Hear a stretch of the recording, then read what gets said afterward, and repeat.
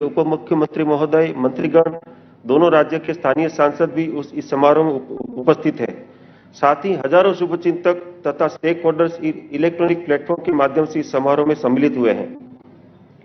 आयुष मंत्रालय ने वर्ष 2016 से आयुर्वेद दिवस मनाना प्रारंभ किया था। यह दिवस धन्वंतरि जयंती को मनाया जाता है, जो कि भगवान धन्वंतरि का जन्म दिवस है और जिन्हें आयुर्वेद का जनक माना जाता है।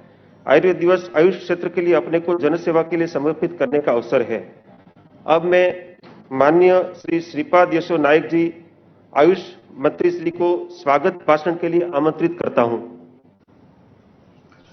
तो नमस्कार जी।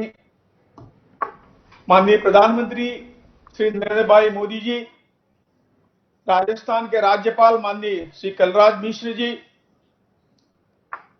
गुजरात के राज्यपाल माननीय आचार्य देवव्रत जी, WHO के डायरेक्टर जनरल डॉक्टर टेड्रोस जी, राजस्थान के मुख्यमंत्री श्री अशोक गहलोत जी, गुजरात के मुख्यमंत्री श्री विजयभाई रूपाणी जी, इस कार्यक्रम में जुड़े हुए माननीय संसद सदस्य, विधायक, जामनगर और जयपुर के महापौर, केंद्र सरकार तथा राज्य सरकार के अधिकारी, पूरे विश्व से जुड़े हुए आयुर्वेद के चिकित्सक, विद्यार्थी, औषध निर्माता और भाइयों और बहनों, सर्वप्रथम मैं आदरणीय प्रधानमंत्री जी नरेंद्र भाई मोदी जी का आज धन्वंतरि जयंती के पावन अवसर पर आयोजित इस 5वें आयुर्वेद दिवस में स्वागत करता हूं।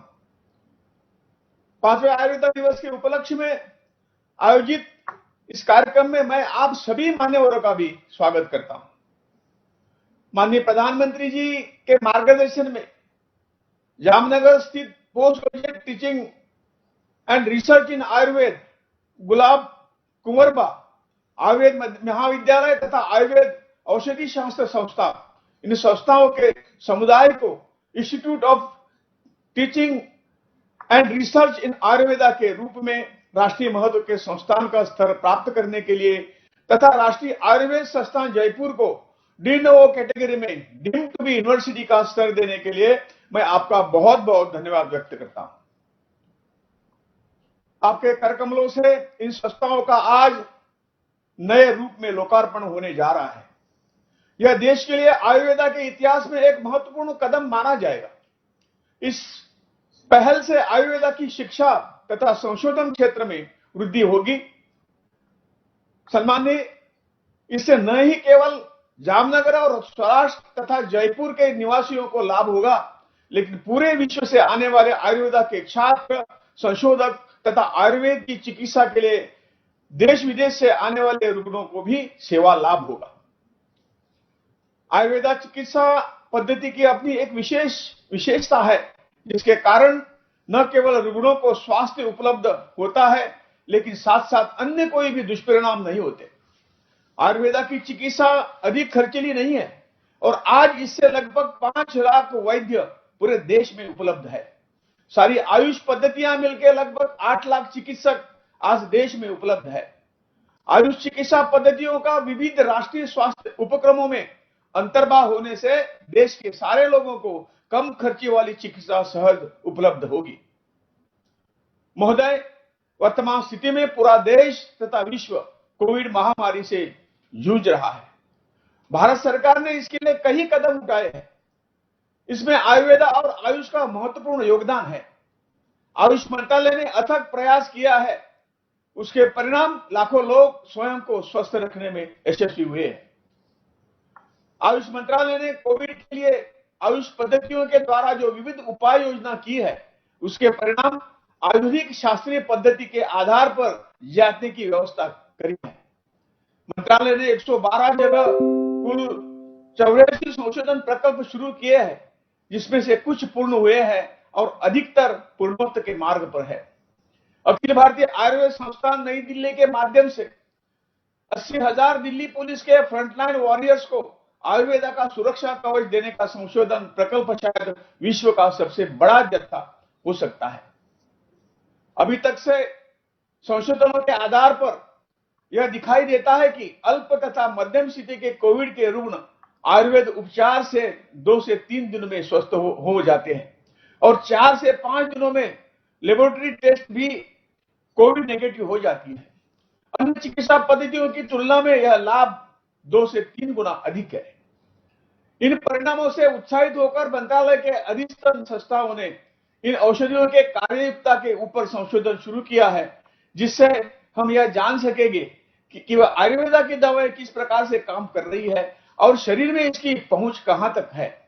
इस अनुसंधान के लिए भारत सरकार के विज्ञान एवं तकनीकी मंत्रालय के अधीनस्थ विभिन्न संस्थाओं के साथ सामंजस्य किया गया है और उसके सहयोग से यह अनुसंधान हो रहा है।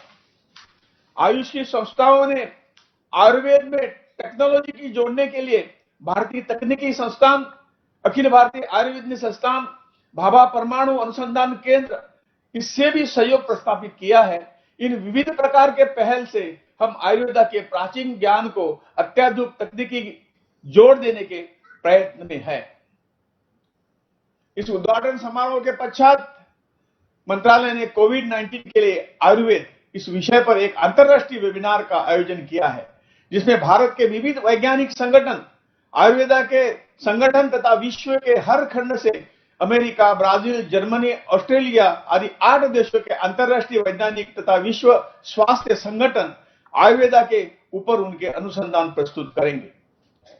हमें विश्वास है कि पिछले 6 साल से माननीय प्रधानमंत्री जी के सहयोग से, आशीर्वाद से मंत्रालय ने जो अधिक प्रयास किए हैं, उसके फलस्वरूप आने वाले दिनों में आयुर्वेदा को अधिक से अधिक देशों में मान्यता प्राप्त होगी, जिससे भारत का भी पूरे विश्व में सम्मान बढ़ेगा। अंत में मैं माननीय प्रधानमंत्री जी का हार्दिक आभार व्यक्त करता हूं कि आपने इस मंच को गौरवान्वित किया है। मैं राजस्थान के राज्यपाल, गुजरात के राज्यपाल, गुजरात के मुख्यमंत्री, इन सभी को धन्यवाद देता हूं कि आपने अपने आशीर्वाद से राजस्थान तथा गुजरात के दोनों संस्थाओं का और पूरे आयुर्वेद प्रेमियों का उत्साह बढ़ाया है। मैं सभी को एक बार पुनः साधुवाद देता हूं। बहुत बहुत धन्यवाद। जय आयुर्वेदा, जय धन्वंतरी, जय भारत। नमस्कार। धन्यवाद आदरणीय मंत्री महोदय। जैसा कि हम सभी जानते हैं कि संपूर्ण मानव जाति पिछले कुछ महीनों से इस महामारी से लड़ रही है। आयुष पद्धतियों ने भी इस लड़ाई में महत्वपूर्ण योगदान दिया है। हालांकि कोविड-19 का इलाज आना अभी शेष है। आयुष क्षेत्र में किए गए और किए जा रहे वैज्ञानिक अध्ययन से पता चला है कि इन पद्धतियों में बताए जाने वाले उपाय निवारक उपायों के रूप में अत्यंत कारगर है। आयुष उपचार से कोविड के लक्षणों की गंभीरता कम करने में भी मदद मिलती है, जिससे अस्पताल में रहने की जरूरत कम पड़ती है तथा कोविड के दुष्प्रभावों से निजात पाने की प्रक्रिया में तेजी आती है। आइए अब हम कोविड-19 के संबंध में आयुष उपायों से संबंधित वैज्ञानिक अध्ययन के बारे में एक लघु फिल्म देखें।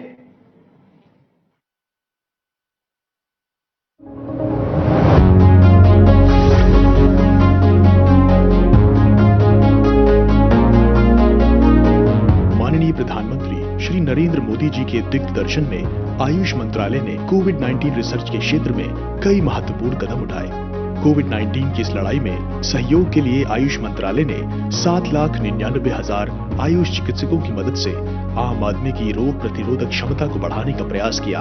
इस कठिन समय में आयुष मंत्रालय द्वारा जारी किए गए self care advisory, guidelines for practitioners और नेशनल क्लिनिकल मैनेजमेंट प्रोटोकॉल एवं post Covid management guidelines based on Ayurveda and yoga ने आम जनता को स्वस्थ रहने में मदद की।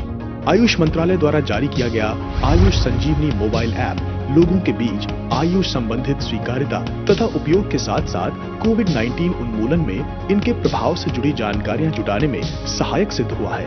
इस ऐप के माध्यम से कुल 1,47,00,000 से ज्यादा लोगों की प्रतिक्रिया मिली है। इनमें से 85.1% प्रतिभागियों ने की सूचना दी है, जो जन सामान्य में आयुष पद्धतियों की स्वीकार्यता को प्रतिबिंबित करती है। भारत में कोरोना के खिलाफ लड़ाई जनता के साथ मिलकर शासन प्रशासन लड़ रहा है। इस समय दुनिया भर में भारत के आयुर्वेद और योग के महत्व को भी लोग बड़े विशिष्ट भाव से देख रहे हैं। हम अपने देश की अच्छी बातों को एविडेंस बेस्ड रिसर्च के आधार पर आगे बढ़ाने के बजाय उसे छोड़ देते हैं। भारत की युवा पीढ़ी को अब इस चुनौती को स्वीकार करना होगा। जैसे विश्व ने योग को सहज स्वीकार किया है, वैसे ही हजारों वर्षों पुराने हमारे आयुर्वेद के सिद्धांतों को भी विश्व अवश्य स्वीकार करेगा। कोविड-19 के प्रबंधन में वैज्ञानिक अनुसंधान द्वारा आयुष की भूमिका को अंतर्राष्ट्रीय स्तर पर सिद्ध करने के लिए आईसीएमआर, एम्स, डीबीटी, सीएसआईआर जैसे अनुसंधान संस्थानों की सहभागिता से एक टास्क फोर्स का गठन किया गया। इसी आधार पर 4 अलग-अलग रसायन औषधियों यथा अश्वगंधा, यष्टिमधु, गुडची, पिप्पली और एक पॉली हर्बल फॉर्मुलेशन का रैंडमाइज्ड कंट्रोल्ड क्लिनिकल ट्रायल्स बड़े स्तर पर किया गया है। आयुष के अंतर्गत विभिन्न प्रतिष्ठित संस्थान के 112 केंद्रों में कुल 84 अनुसंधान परियोजनाएं प्रगति पर हैं। होम्योपैथी दवा आर्सेनिकम एल्बम 30C, सिद्ध पारंपरिक पद्धति वर्णित औषधि कबसुर कुडिनीर एवं यूनानी दवाओं पर भी प्रोफिलैक्टिक अनुसंधान प्रगति पर हैं। आयुर्वेद के प्रतिरोधात्मक एवं प्रोत्साहक स्वास्थ्य सेवाओं का विस्तार करने के लिए IPGTR&A जामनगर और गुजरात सरकार द्वारा धन्वंतरी रथ योजना की सेवाएं शुरू की गई हैं। इसी क्रम में अखिल भारतीय आयुर्वेद संस्थान नई दिल्ली द्वारा 80,000 दिल्ली पुलिस कार्मिकों के लिए आयु रक्षा कार्यक्रम का क्रियान्वयन किया जा रहा है, जिसमें उनके व्याधि क्षमता को बढ़ाने के लिए आयु रक्षा किट प्रदान की जा रही है। शुरुआती नतीजों के मुताबिक दिल्ली पुलिस कर्मियों में कोविड-19 की घटनाएं और मृत्यु दर में काफी कमी दर्ज की गई है। मंत्रालय के अंतर्गत राष्ट्रीय संस्थान जैसे IPGTR&A जामनगर और अखिल भारतीय आयुर्वेद संस्थान नई दिल्ली आदि में कोविड-19 हेल्थ सेंटर की स्थापना की गई। एक ऐसे मुश्किल वक्त में जब दुनिया की बड़ी-बड़ी ताकतों ने घुटने टेक दिए, भारत कोविड के खिलाफ लड़ाई में दूसरे देशों के सामने नजीर बनकर खड़ा रहा। आयुष मंत्रालय आयुर्वेद के प्राचीन तरीकों को वैज्ञानिक कसौटी पर सिद्ध करने के लिए कटिबद्ध है। वो दिन दूर नहीं जब पूरा विश्व आयुर्वेद के वैज्ञानिक आधार को जान लेगा और अंतर्राष्ट्रीय स्तर पर प्राथमिक स्वास्थ्य सेवाओं में आयुर्वेद समन्वित हो जाएगा।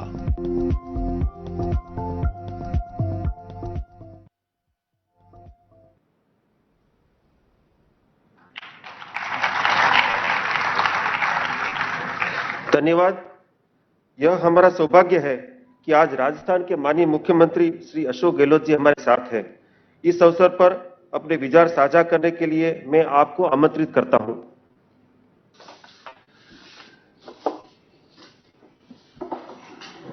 परम आदरणीय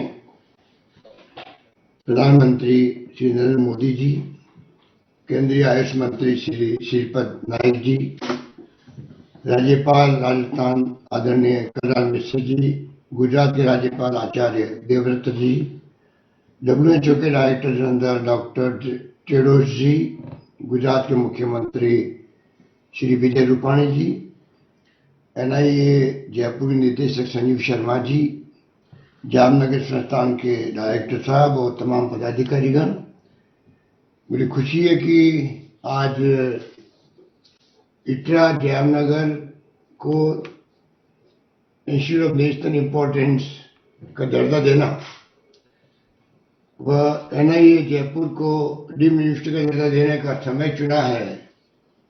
आपके मंत्रालय ने एक तो भगवान धन्वंतरी जी के आयुर्वेद जनक थे, उनकी जयंती भी है, और दूसरा जो कोविड का 19 का जो असर है पूरे देश और विश्व के अंदर, उस दरमियान में इन दोनों संस्थान के बारे में जो आज नई सोच पैदा होगी, वो अपने आप में इस बात का प्रतीक है कि कोविड-19 के अंदर भी आयुर्वेद की क्या भूमिका हो सकती है। आयुर्वेद का इतिहास हमारे मुल्क के लिए बहुत प्राचीन काल से ही है, और राष्ट्रीय आयुर्वेद संस्थान जो जयपुर में है, इसका इतिहास 175 साल पुराना है। 175 ईयर के पहले 1845 के अंदर जयपुर में बालाजी के मंदिर में शुरुआत हुई, और 46 के अंदर राजकीय आयुर्वेद महाविद्यालय बनाए हैं, और 76 के अंदर इसको केंद्र सरकार ने राजस्थान के अंदर इसकी जो एक्टिविटी थी, इसका जो प्रभाव था, उसको देखते हुए इसको राष्ट्रीय आयुर्वेद संस्थान का दर्जा दिया। तब से लगातार राजस्थान में आयुर्वेद को लेकर के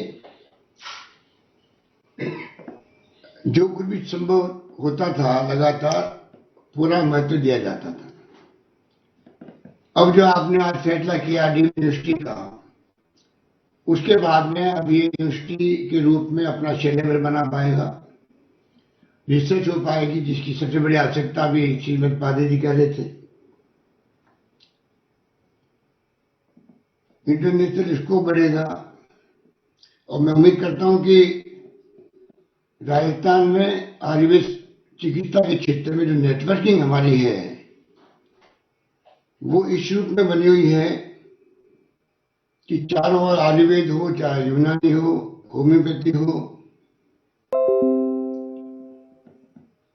या प्राकृतिक चिकित्सा हो, योग हो, इसको हमेशा राजस्थान सरकार ने महत्व दिया है और इसी कारण आपको जान के खुशी होगी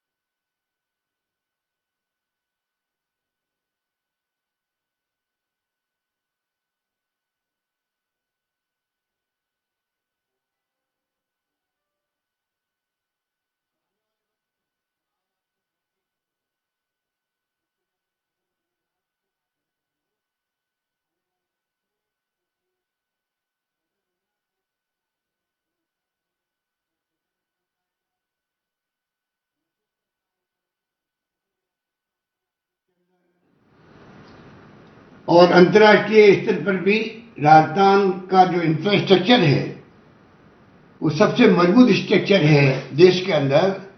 इसलिए मैं चाहूंगा इस मौके पर एक निवेदन करना चाहूंगा, प्रधानमंत्री जी स्वयं मौजूद हैं, कि राजस्थान को राष्ट्रीय आयुष मिशन अंतर्गत विशेष दर्जा दिया जाए, क्योंकि यहाँ पर आयुष का सबसे बड़ा आधारभूत ढांचा है। 5,000 से ज्यादा तो आयुष चिकित्सा केंद्र संचालित है और सभी ढंग से हम देखें तो यहाँ पर कोई कमी नहीं है। तो ये राष्ट्रीय आयुष मिशन का दर्जा मिलेगा तो ये आज का जो ये यूनिवर्सिटी का फैसला है और मजबूती के साथ में इसको आगे बढ़ा पाएंगे। इसके अलावा मैं 2-3 सुझाव देकर अपनी बात समाप्त करूँ, समय बहुत कम है। ड्रग व कॉस्मेटिक एक्ट 40 का जो है उसको संशोधन कर आयुर्वेद स्टोर संचालन में फार्मासिस्ट की अनिवार्यता की जाए। योग व प्राकृतिक चिकित्सा परिषद को वैधानिक दर्जा देने के लिए केंद्रीय योग एवं प्राकृतिक चिकित्सा परिषद का गठन हो। ड्रग एवं मैजिक रेमेडीज एक्ट 1954 में बदलाव कर जिला स्तर पर भी प्राधिकृत अधिकारी का प्रावधान की अनिवार्यता की जाए। केंद्रीय आयुष नर्सिंग परिषद की स्थापना की जाए और साथ में कुछ जमाने में नाड़ी वेद का बहुत बड़ा महत्व था, नाड़ी विज्ञान का आधिकारिक प्रसार किया जाए, क्योंकि राजस्थान उसका बड़ा केंद्र रहा है और वो स्थिति नहीं रही है। और अंत में मैं कहना चाहूंगा आयुर्वेद चिकित्सा केंद्र को वेलनेस सेंटर के रूप में स्थापना की जाए, क्योंकि प्रधानमंत्री स्वयं भी रुचि देते हैं योग के अंदर भी, आयुष के अंदर भी। तो मुझे विश्वास है कि आने वाले वक्त के अंदर आयुष मंत्रालय और अधिक प्रभावी तरीके से इस मंत्रालय के अंदर जो भी आयुर्वेद हो, होम्योपैथी हो, यूनानी हो, सभी तरह के जो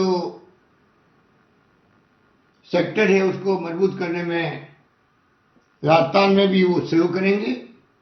और राजस्थान का मैंने कहा कि 175 साल पहले अगर स्थापना हुई हो राष्ट्रीय आयुर्वेद संस्थान जो आज जिस रूप में है, तो 175 साल का सफर बहुत लंबा सफर होता है। और राजस्थान में हमेशा इसीलिए संस्कृत को भी और आयुर्वेद को भी प्रोत्साहन मिलता रहा है, आगे मिलता रहेगा। इन्हीं शब्दों के साथ मैं अपनी बात समाप्त करता हूं। धन्यवाद। जय हिंद।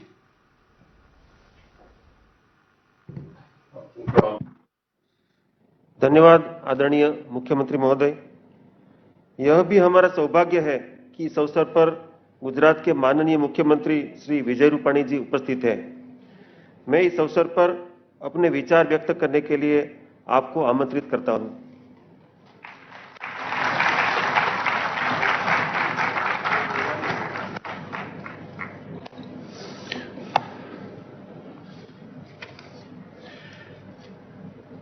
आज के समारोह में उपस्थित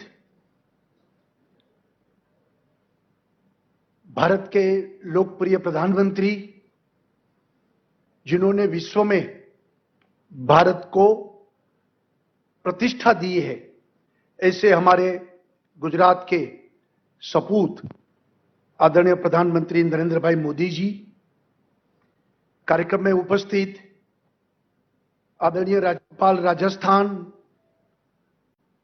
माननीय कलराज मिश्र जी, गुजरात के राज्यपाल आदरणीय आचार्य देवव्रत जी, केंद्रीय मंत्री आयुष आदरणीय श्रीपाद नायक जी, गुजरात के नायब मुख्यमंत्री आदरणीय नितिन भाई पटेल, हमारे मंत्रिमंडल के सब साथी, यहाँ के सांसद पूनम माडम जी, भारतीबेन सियाल, आयुष के सेक्रेटरी चेयरमैन श्री राजेश कोटेचा जी, उपस्थित भाई और बहनों,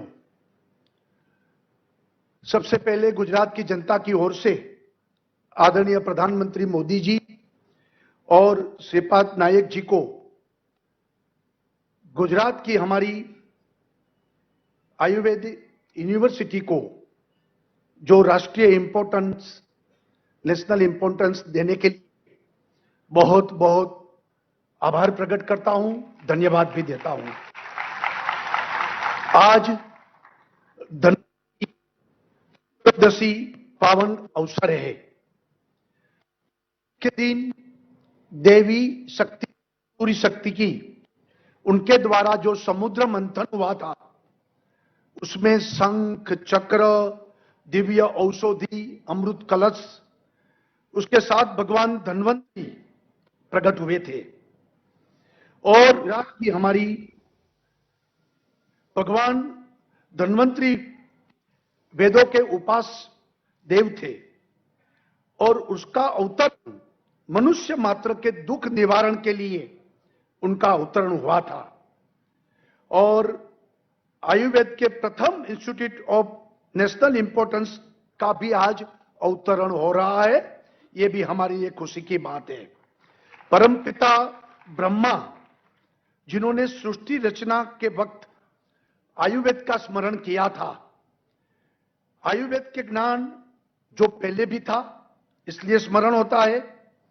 और जामनगर, उसमें पूर्व आयुर्वेद के जो ज्ञान का उनका विरासत और आज नया स्वरूप से समाज के सभी लोगों को आयुर्वेद की वृद्धि के लिए एक प्रस्तुत होने के लिए जा रहा है।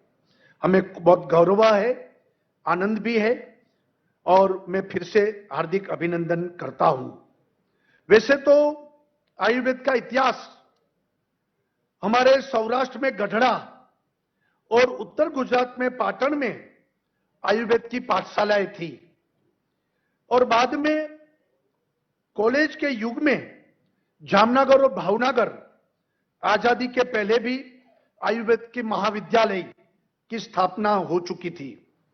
और वडोदरा में देश की प्रथम महिला के लिए एक आयुर्वेदिक कॉलेज की प्रारंभ हुआ था और 1967 में आयुर्वेदिक यूनिवर्सिटी की स्थापना हुई और उसके बाद देश में बाकी राज्यों में भी आयुर्वेद का गठन हुआ।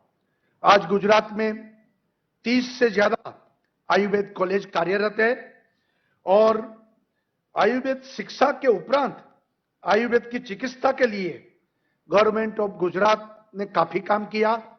जब प्रधानमंत्री भाई मुख्यमंत्री थे तभी उन्होंने आयुर्वेद के विकास के लिए और यूनिवर्सिटी को आगे बढ़ाने के लिए भी काफी कदम उठाए। और मैं मानता हूं कि गुजरात में कोरोना के खिलाफ जो हमारा संक्रमण को रोकने के लिए जो हम संघर्ष कर रहे हैं, उसमें आयुर्वेद औषधों, आयुर्वेद डॉक्टरों, आयुर्वेद के सभी लोगों ने एक महत्वपूर्ण योगदान भी दिया है। ये आयुर्वेदिक कॉलेज का धन्वंतरी मंदिर, यानी कि एक यूनिवर्सिटी जो हमारी है, एक विशाल मंदिर की तरह महल और एक भव्य है। और यहां प्रथम संशोधन केंद्र भी यहां से शुरू हुआ है और देश के आयुर्वेद क्षेत्र में प्रथम इंस्टीट्यूट ऑफ नेशनल इंपॉर्टेंस के स्वरूप में मात्र जामनगर के लिए नहीं लेकिन पूरे गुजरात के लिए एक आनंद और गौरव की बात है। और राष्ट्रीय स्तर पर ये एक इंपॉर्टेंट स्वास्थ्य संस्था जो राज्य की भूमि पर हमारे यहां हमें प्राप्त हुई है, तो स्वाभाविक इनका अधिकतम लाभ काफी मिलने वाला है। विश्व भर के आयुर्वेद विद्वान, चिकित्सक, वैज्ञानिक ये कार्य करेंगे और इसका ज्ञान का सीधा लाभ गुजरात की जनता को मिलेगा, देश की जनता को मिलेगा। और इस जामनगर के आयुर्वेद परिसर में हमारे चारों संस्था आज एक छत्र के नीचे आ गई है और आयुर्वेद क्षेत्र को आयुर्वेद चिकित्सा जगत में एक डीम्ड यूनिवर्सिटी के नाते हम आगे बढ़ेंगे। मुझे ये भी खुशी है कि आयुर्वेद में हम आगे बढ़ रहे हैं और दुनिया इसका स्वीकार कर रही है। और यहां से 90 किलोमीटर दूर एम्स का भी राजकोट में जो निर्माण हो रहा है, तो ये आरोग्य क्षेत्र में दोनों एक सक्षम संस्थाएं भारत सरकार ने गुजरात को भेंट के रूप में दिया है। भारत सरकार का फिर से मैं आभार प्रकट करता हूं और इसके सहयोग से आने वाले दिन में गुजरात एक नई ऊंचाई और नई दिशा प्राप्त करेंगे। आयुर्वेद औषधों की मांग पूरे दुनिया में आज हो रही है और गुणवत्ता युक्त औषधों और साइंटिफिकली एंडोर्समेंट के साथ इस उच्च गुणवत्ता की शिक्षण और यहां से जो चिकित्सा और औषधों और रिसर्च के बाद एक आयुर्वेद का महत्व पूरी दुनिया में प्रधानमंत्री जो योग को जिस तरीके से उनको महत्व प्रदान किया ऐसा आयुर्वेद का भी होगा।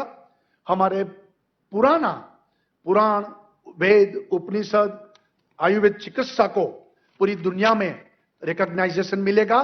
फिर से मैं गुजरात की जनता की ओर से आज के शुभ दिन पर भारत सरकार का आभार प्रकट करता हूं, प्रधानमंत्री जी का भी आभार प्रकट करता हूं कि हमारी इस संस्था को अपने नेशनल इंपॉर्टेंस देने के लिए आपको फिर से धन्यवाद।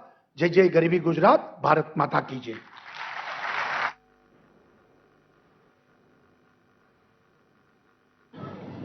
धन्यवाद आदरणीय मुख्यमंत्री जी। इस अवसर पर मुझे यह घोषणा करते हुए प्रसन्नता हो रही है कि हमें विश्व स्वास्थ्य संगठन के महानिदेशक डॉक्टर टेड्रोस घेब्रेयेसस का आयुर्वेद दिवस संदेश प्राप्त हुआ है। विश्व के प्रमुख स्वास्थ्य संगठन के अध्यक्ष का यह संदेश विश्व भर में आयुर्वेद के बढ़ते वर्चस्व का द्योतक है। पिछले दिनों माननीय प्रधानमंत्री जी का विश्व आयुर्वेद संगठन के डीजी के साथ बात हुई थी, उसी के बाद उनका यह संदेश प्राप्त हुआ है। आइए विश्व स्वास्थ्य संगठन के महानिदेशक का वीडियो संदेश सुने।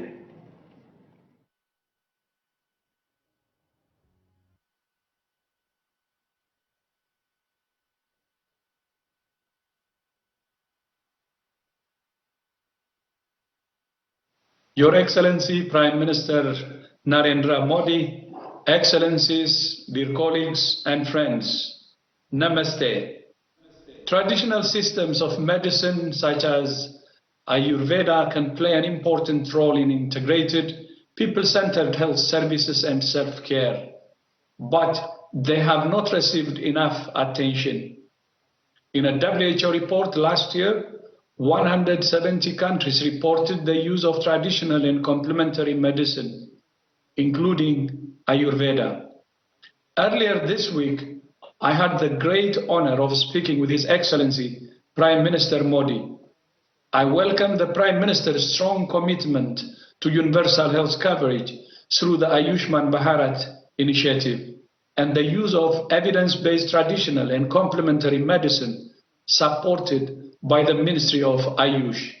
I'm pleased to announce that we have agreed to open a WHO Global Center on Traditional Medicine in India to strengthen the evidence, research, training, and awareness of traditional and complementary medicine. This new center will support WHO's effort to implement the WHO Traditional Medicine Strategy 2014 to 2023, which aims to support countries in developing policies and action plans to strengthen the role of traditional medicine as part of their journey to universal health coverage and a healthier, safer, fairer world. Finally, I wish you a very happy Diwali. I thank you.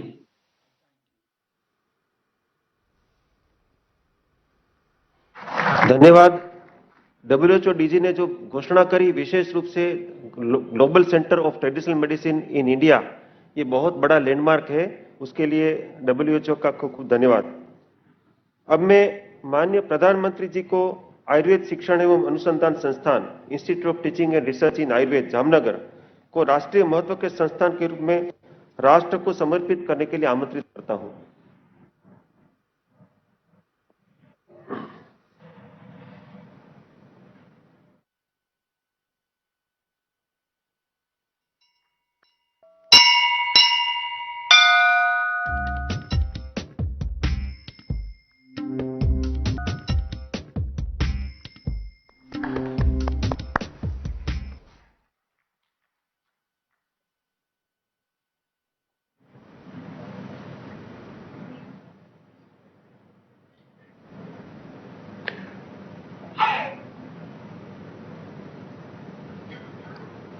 अब मैं माननीय प्रधानमंत्री जी को जामनगर के संस्थान का लोकार्पण करने के लिए भी आमंत्रित करता हूं।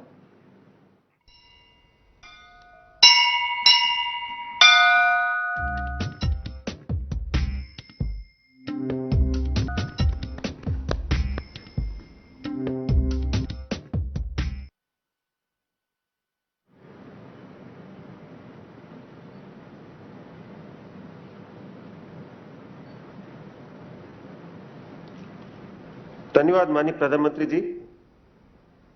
मैं अब माननीय प्रधानमंत्री जी को अपने संबोधन के लिए आमंत्रित करता हूं। केंद्रीय मंत्रिमंडल के मेरे सहयोगी श्रीमान श्रीपाद नाइक जी, राजस्थान के मुख्यमंत्री श्रीमान अशोक गहलोत जी, गुजरात के मुख्यमंत्री श्रीमान विजय भाई रूपाणी जी, राजस्थान के गवर्नर श्रीमान कलराज जी,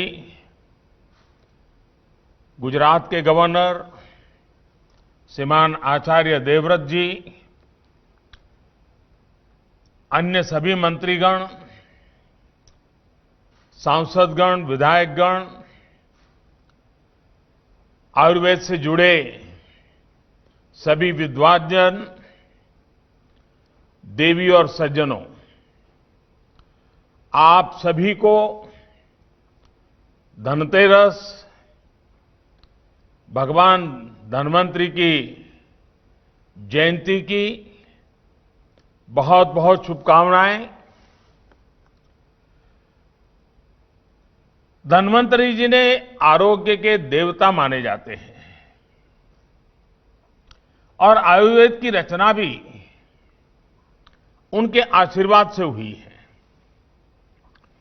आज के इस पावन दिन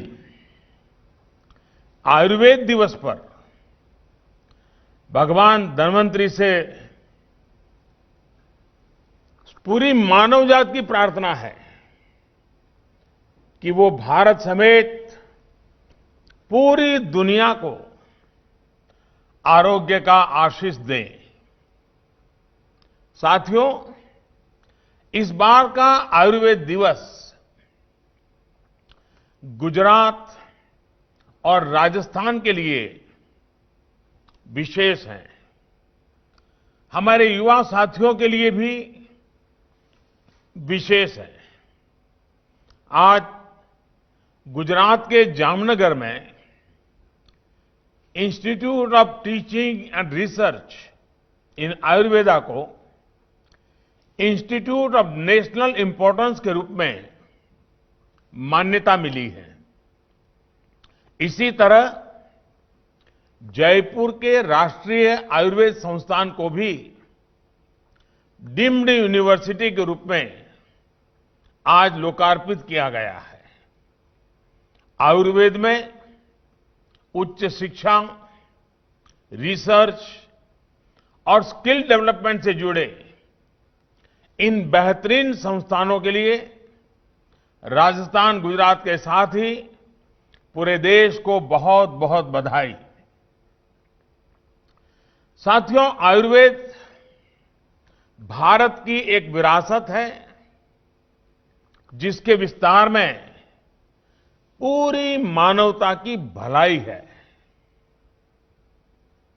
ये देखकर किस भारतीय को खुशी नहीं होगी कि हमारा पारंपरिक ज्ञान अब अन्य देशों को भी समृद्ध कर रहा है। आज ब्राजील की राष्ट्रीय नीति में आयुर्वेद शामिल है। भारत अमेरिका संबंध हो, भारत जर्मनी रिश्ते हो, आयुष और भारतीय पारंपरिक चिकित्सा पद्धति से जुड़ा सहयोग निरंतर बढ़ रहा है। ये भी प्रत्येक भारतीय के लिए बहुत गर्व की बात है कि WHO ने और अभी WHO के मुखिया और मेरे मित्र उन्होंने एक बहुत महत्वपूर्ण घोषणा की है। डब्ल्यूएचओ ने global centre for traditional medicine, इसकी स्थापना के लिए दुनिया में से भारत को चुना है और अब भारत में से दुनिया के लिए इस दिशा में काम होगा। भारत को ये बड़ी जिम्मेदारी सौंपने के लिए मैं वर्ल्ड हेल्थ ऑर्गेनाइजेशन का, विशेष रूप से डब्ल्यूएचओ के महानिर्देशक मेरे मित्र डॉक्टर टेड्रोस का भी हृदय से आभार व्यक्त करता हूं। मुझे विश्वास है कि जिस प्रकार Bharat pharmacy of the world इस रूप में उभरा है, उसी प्रकार पारंपरिक चिकित्सा का यह सेंटर भी ग्लोबल वेलनेस का सेंटर बनेगा। ये सेंटर दुनिया भर की ट्रेडिशनल मेडिसिन्स के विकास और उनसे जुड़ी रिसर्च को नई बुलंदियां देने वाला साबित होगा। साथियों, बदलते हुए समय के साथ आज हर चीज इंटीग्रेट हो रही है। स्वास्थ्य भी इससे अलग नहीं है। इसी सोच के साथ देश आज इलाज की अलग अलग पद्धतियों के इंटीग्रेशन, सभी को महत्व देने की तरफ एक के बाद एक कदम उठा रहा है।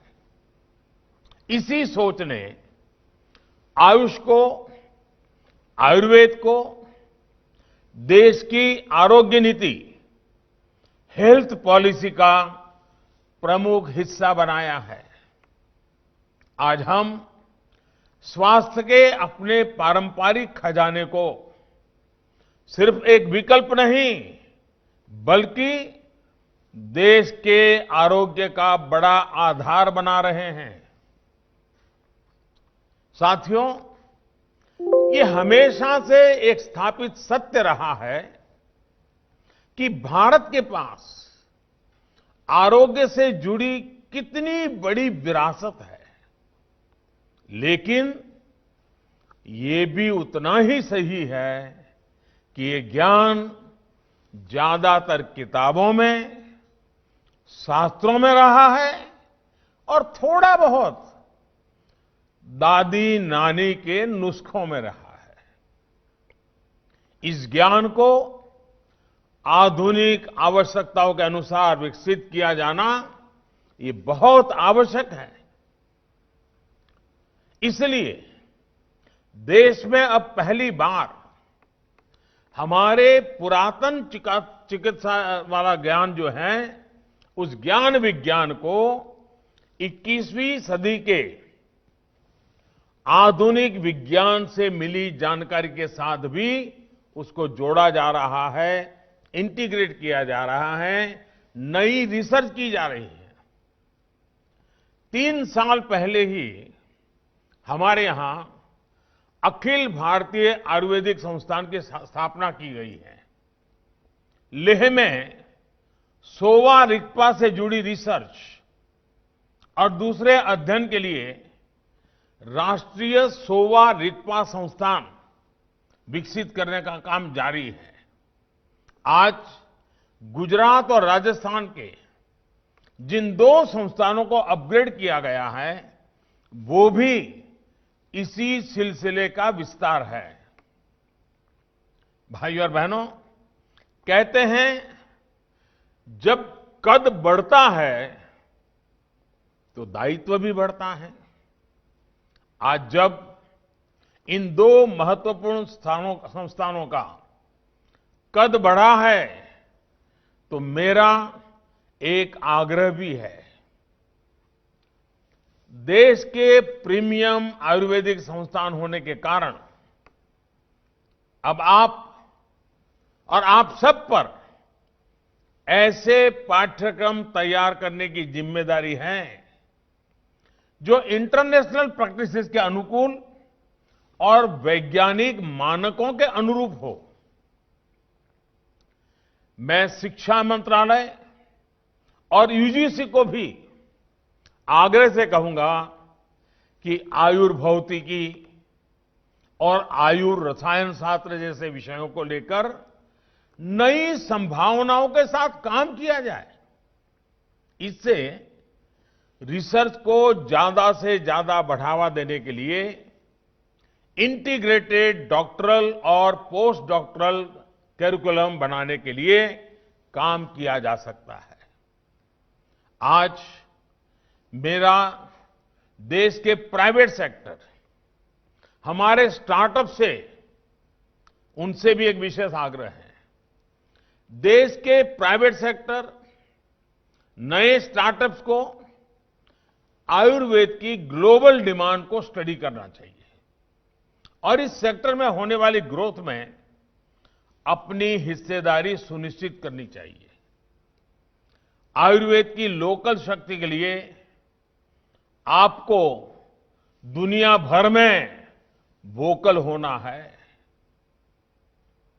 मुझे विश्वास है कि हमारे साझा प्रयासों से आयुष ही नहीं बल्कि आरोग्य का हमारा पूरा सिस्टम एक बड़े बदलाव का साक्षी बनेगा। साथियों, आप भली भांति ये भी जानते हैं कि इसी साल संसद के मॉनसून सत्र में 2 ऐतिहासिक आयोग भी बनाए गए हैं। पहला, national commission for Indian systems of medicine और दूसरा, नेशनल कमीशन फॉर होम्योपैथी। यही नहीं, नई राष्ट्रीय शिक्षा नीति में भी भारत की मेडिकल एजुकेशन में इंटीग्रेशन की अप्रोच को प्रोत्साहित किया गया है। इस पॉलिसी की भावना है कि एलोपैथिक एजुकेशन में आयुर्वेद की बेसिक जानकारी जरूरी हो और आयुर्वेदिक एजुकेशन में एलोपैथिक प्रैक्टिसेस की मूल जानकारी जरूरी हो। ये कदम आयुष और भारतीय पारंपरिक चिकित्सा पद्धति से जुड़ी शिक्षा और रिसर्च को और मजबूत बनाएंगे। साथियों, 21वीं सदी का भारत अब टुकड़ों में नहीं, होलिस्टिक तरीके से सोचता है। हेल्थ से जुड़ी चुनौतियों को भी अब होलिस्टिक अप्रोच के साथ उसी तरीके से ही सुलझाया जा रहा है। आज देश में सस्ते और प्रभावी इलाज के साथ साथ प्रिवेंटिव हेल्थ केयर पर वेलनेस ज्यादा फोकस किया जा रहा है। आचार्य चरक ने भी कहा है, स्वस्थस्य स्वास्थ्य रक्षणम आतुरस्य विकार प्रशमन च, यानी स्वस्थ व्यक्ति के स्वास्थ्य की रक्षा करना और रोगी को रोग मुक्त करना, ये आयुर्वेद के उद्देश्य हैं। स्वस्थ व्यक्ति स्वस्थ ही रहे, इसी सोच के साथ ऐसे हर कदम उठाए जा रहे हैं जिससे बीमार करने वाली स्थितियां दूर हो।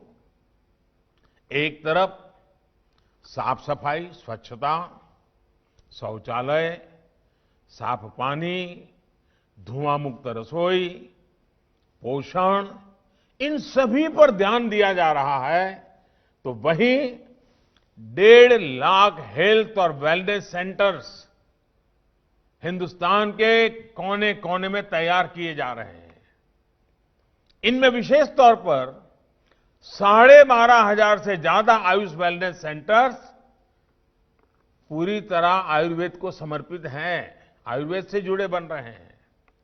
साथियों, वेलनेस का ये भारतीय दर्शन आज पूरी दुनिया को आकर्षित कर रहा है।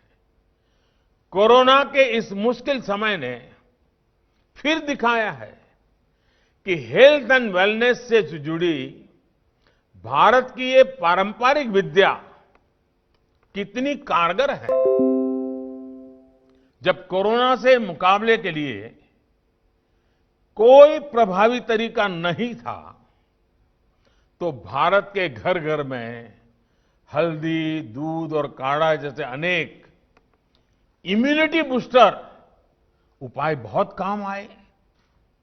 इतनी बड़ी जनसंख्या, इतनी घनी आबादी और ऐसा हमारा देश अगर आज संभली हुई स्थिति में है, तो उसमें हमारी इस परंपरा की भी अहम भूमिका रही है। साथियों, कोरोना काल में पूरी दुनिया में आयुर्वेदिक प्रोडक्ट्स की मांग तेजी से बढ़ी है। बीते साल की अपेक्षा इस साल सितंबर में आयुर्वेदिक उत्पादों का निर्यात लगभग 1.5 गुना, करीब करीब 45% बढ़ा है। यही नहीं, मसालों के निर्यात में भी काफी बढ़ोतरी दर्ज की गई है। हल्दी, अदरक, ऐसी चीजें जो इम्यूनिटी बूस्टर मानी जाती हैं, उनका निर्यात अचानक इस तरह बढ़ना ये दिखाता है कि दुनिया में आयुर्वेदिक समाधानों और भारतीय मसालों पर विश्वास कितना बढ़ रहा है। अब तो कई देशों में हल्दी से जुड़ी विशेष पेय पदार्थों की भी प्रचलन बढ़ रहा है। आज दुनिया के प्रतिष्ठित मेडिकल जर्नल्स भी आयुर्वेद में नई आशा, नई उम्मीद देख रहे हैं।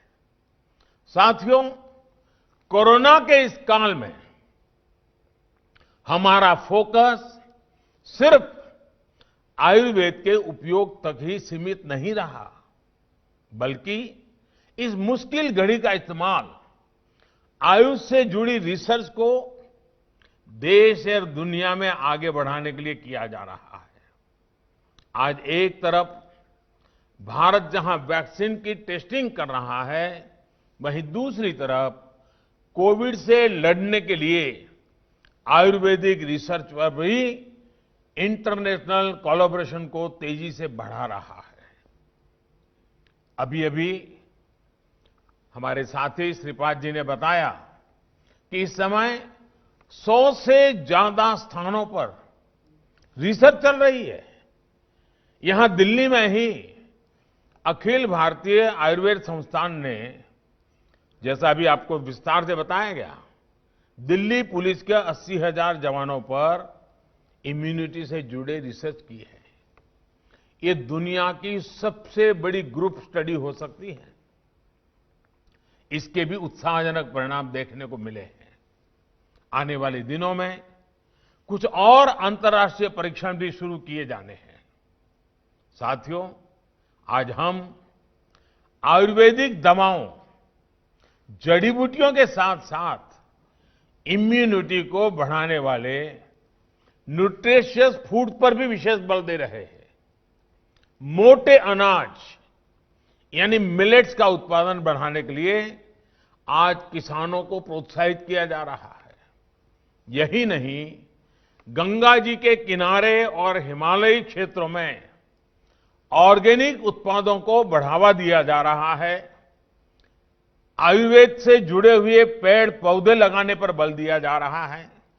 कोशिश ये है कि दुनिया की वेलनेस में भारत ज्यादा से ज्यादा कंट्रीब्यूट करे, हमारा एक्सपोर्ट भी बढ़े और हमारे किसानों की आय में भी बढ़ोतरी हो। आयुष मंत्रालय इसके लिए एक व्यापक योजना पर काम कर रहा है। आपने भी देखा होगा कि कोविड महामारी शुरू होने के बाद आयुर्वेदिक जड़ी बूटियां जैसे अश्वगंधा, गिलोय, तुलसी आदि की कीमतें इसलिए बढ़ी क्योंकि मांग बढ़ी। लोगों का विश्वास बढ़ा। मुझे बताया गया है कि इस बार अश्वगंधा की कीमत पिछले साल के मुकाबले 2 गुनी से भी ज्यादा तक पहुंची है। इसका सीधा लाभ इन पौधों, इन जड़ी बूटियों की खेती करने वाले हमारे किसान परिवारों तक पहुंचा है। हालांकि अनेक जड़ी बूटियां हैं जिनकी उपयोगिता के बारे में अभी भी हमारे यहां जागरूकता और बढ़ाने की जरूरत है। ऐसे लगभग 50 औषधीय पौधे हैं जिनकी सब्जियां और सलाद के रूप में खूब उपयोगिता है। ऐसे में कृषि मंत्रालय हो, आयुष मंत्रालय हो या फिर दूसरे विभाग हो, सभी के संयुक्त प्रयासों से इस क्षेत्र में बड़ा परिवर्तन आ सकता है।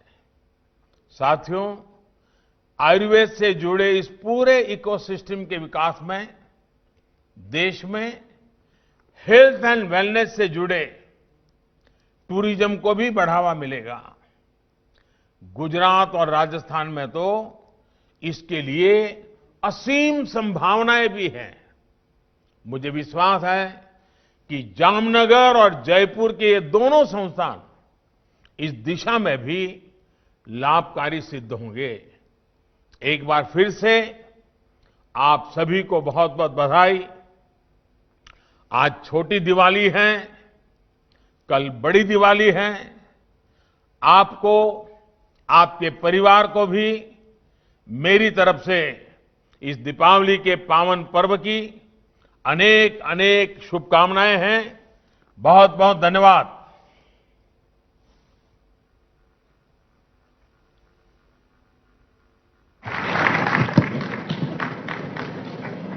धन्यवाद माननीय प्रधानमंत्री महोदय।